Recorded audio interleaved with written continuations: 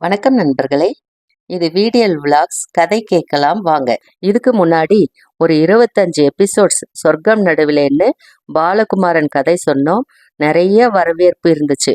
அடுத்ததா வெங்கடேசன் விகடன்ல தொடரா எழுதி ஒரு நாவலா வெளியிட்ட வீரயுக நாயகன் வேல்பாரியோட கதையை சொல்ல நினைக்கிறேன். வேல்பாரி கடையேழு வள்ளல்களில் ஒருத்தர்.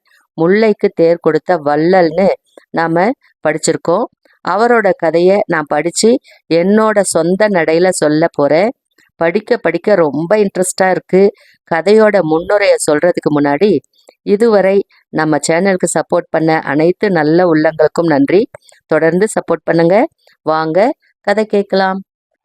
நம்ம சேனலில் சொர்க்கம் நடுவிலே பாலகுமாரன் கதை பார்த்தோம்.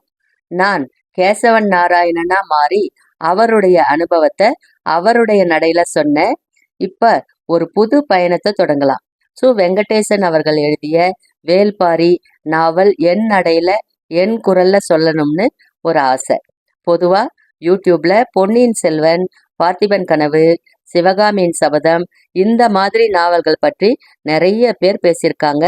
எனக்கு பிடிச்ச ஒரு கதை, சுவாரஸ்யமா இருக்கிற கதை பத்தி பேசலாம்னு நினைக்கிறேன். வேல்பாரி வெங்கடேசன் அவருடைய கதையை சுருக்கமா என் நடையில சொல்ல போறேன். பரம்பு மலையை சுத்தி 300க்கும் மேற்பட்ட கிராமங்களை ஆட்சி செஞ்சிட்டு இருந்த ஒரு குறுநில மன்னர் தான் வேல்பாரி.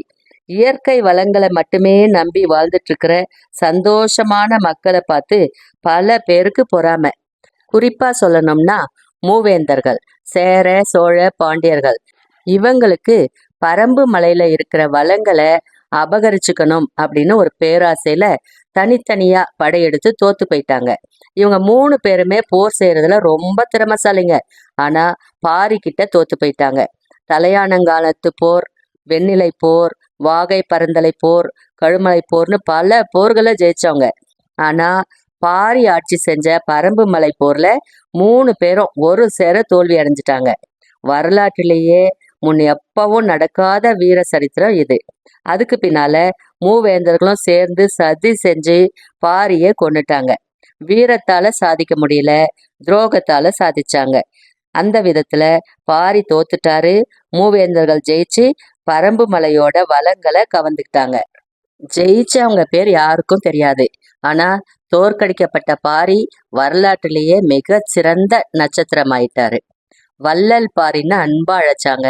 முல்லை கொடிக்கு தேர் தந்தவன் வேல்பாரி. இயற்கைக்கும் மக்களின் பேராசைக்கும் இடையில இன்னைக்கு நடக்கும் போராட்டம் தான் வேல்பாரியின் கதை.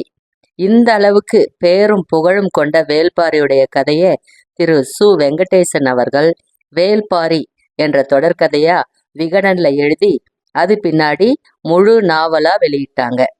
நாம வெங்கடேசன் அவர்களுக்கு இந்த நேரத்துல ஒரு நன்றியை சொல்லிட்டு நம்ம கதையை ஆரம்பிக்கலாம். திரும்பும் திசையெல்லாம் அருவி கொட்டுற குறிஞ்சி நிலத்துல அருவி நீரை விட குளுமையான பாரியோட கையை பிடிச்சு நடக்கலாம் வாங்க.